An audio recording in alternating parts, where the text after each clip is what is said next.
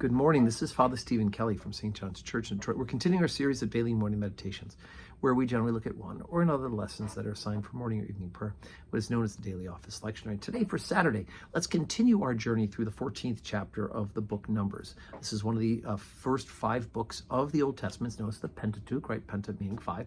So it's the part of that first 5 books of what is known as the books of Moses. And so the people of Israel, of course, have been freed from slavery in Egypt. They are wandering around in the desert, getting ready to enter the promised land.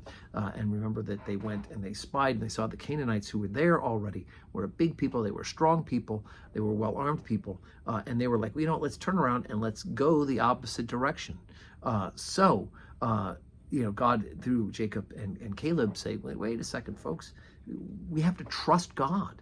We have to trust if God's going to give this to us, then God's going to provide a way for it to happen. And of course, their reaction of the people was to try to stone them.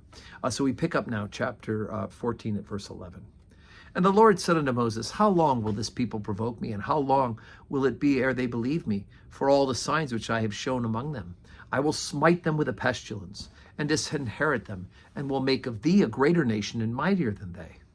And Moses said unto the Lord, then the Egyptians shall hear it, for if thou broughtest up this people in thy might from among them, and they will tell it to the inhabitants of this land, and they that have heard that thou the Lord art among the people, and that the Lord hath seen thee face to face, and that thy cloud standeth over them, and that thou goest before them by day time in the pillar of cloud and in the pillar of fire by night. Now, if thou shalt kill all this people as one man, then the nations which have heard the fame of thee will speak, saying, because the Lord was not able to bring this people into the land which he sware unto them, therefore he hath slain them in the wilderness. And now I beseech thee, let the power of the Lord be great, according as thou hast spoken, saying, the Lord is long-suffering and of great mercy, forgiving iniquity and transgression, and by no means clearing the guilty, visiting the iniquity of the fathers upon the children unto this 3rd and 4th generation. Pardon, I beseech thee, the iniquity of this people, according unto the greatness of thy mercy, and as thou hast forgiven this people from Egypt even until now. And the Lord said, I have pardoned according to thy will. But as truly as I live, all the earth shall be filled with the glory of the Lord.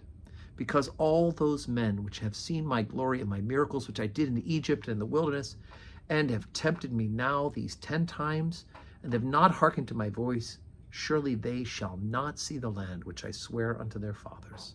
Neither shall any of them that provoke me see it.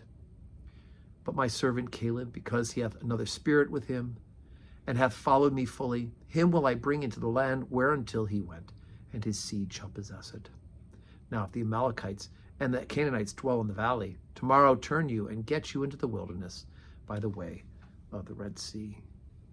Okay, so why did the people of Israel spend 40 years in the wilderness? There it is.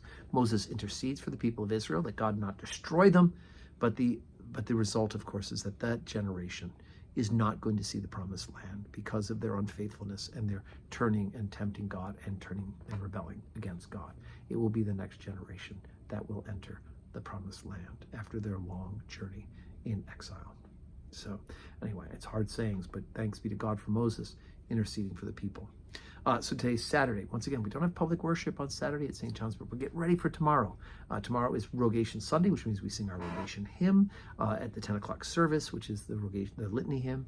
And of course, it is also Mother's Day, so we'll be having a special baby shower after the service in support of pregnancy aid. So please do come and bring a gift with you. And of course, I hope that we will see you in church. But until then, let's pray for one another.